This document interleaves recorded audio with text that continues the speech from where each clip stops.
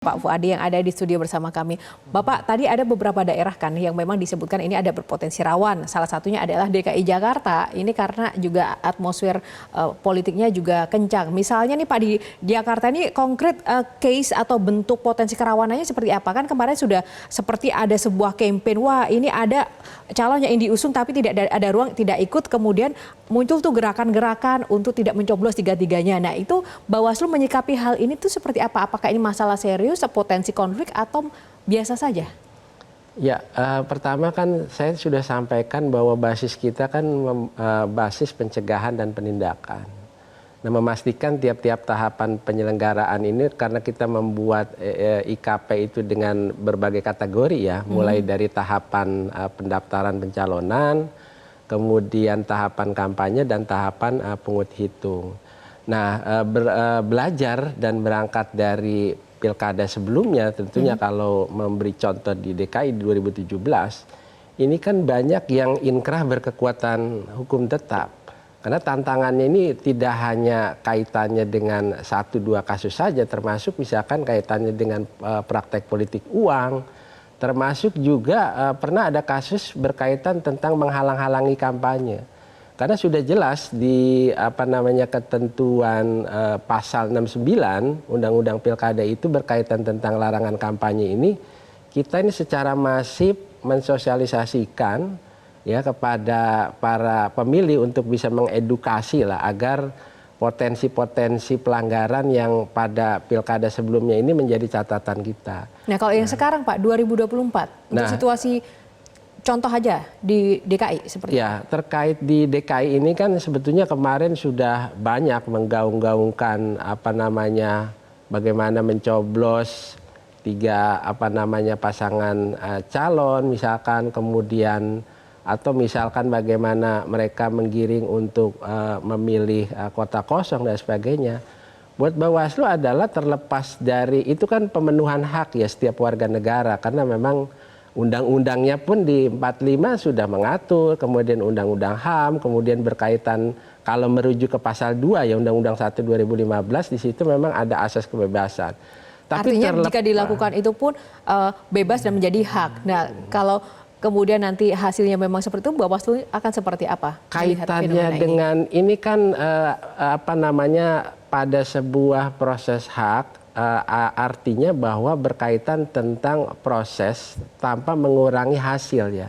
Kalau berkaitan tentang perolehan iya legitimate atau tidak tentunya pastinya legitimate tetap. Hanya saja memang basis pintu masuknya ini apakah nanti ada informasi awal yang kemudian mengarah kepada ruang-ruang potensi pelanggaran gitu loh.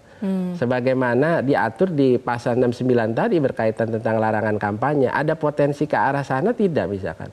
Kalau ternyata informasi awal yang datang ke Bawaslu, apapun tentunya Bawaslu harus tetap merespon, melakukan proses penelusuran, pendalaman untuk memastikan apakah ada dugaan pelanggaran atau tidak. Tapi ada aturan yang mengatur itu nggak Pak secara aturan rinci bahwa misalnya karena ini bisa jadi contoh untuk daerah-daerah lain jika memang tidak aturan baku ketika tidak sesuai kemudian tidak terlibat pada proses demokrasinya akhirnya hasilnya juga tidak legitimate seperti itu. Inilah yang kemudian menjadi tantangan Bawaslu berkaitan tentang minimnya regulasi yang ada ya. Kalau berkaitan tentang tadi kota kosong misalkan atau misalkan memilih seluruh pasangan calon ya, tetapi paling tidak memang Bawaslu tetap berkontribusi untuk menjalankan tugas kewenangannya karena basis mitigasi kita ini memastikan bahwa tahapan penyelenggaraan itu harus berjalan dengan lancar. Nah,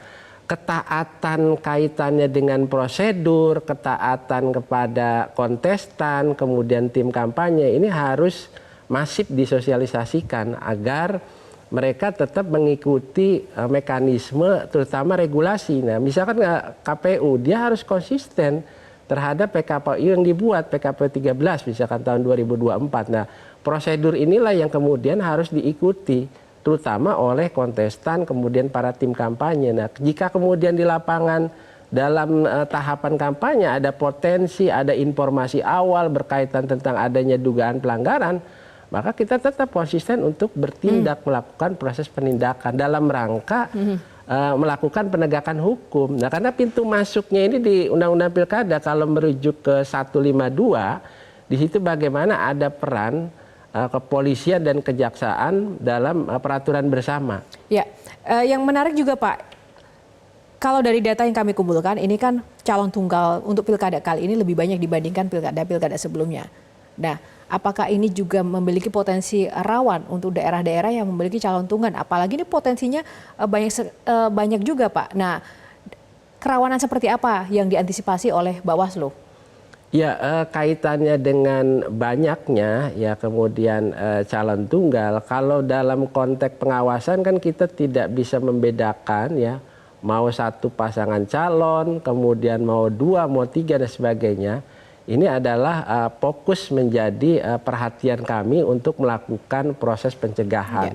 Pencegahan dini yang merupakan satu early warning kepada para semua kontestan, kemudian tim kampanye, kemudian juga kami juga sebagai penyelenggara pemilu harus tetap waspada dan hati-hati untuk bisa melakukan tahapan-tahapan tersebut dalam konteks pengawasannya itu memastikan agar tahapan itu harus betul-betul berjalan dengan lancar. Ya. Jelajahi cara baru mendapatkan informasi. Download Metro TV Extend sekarang.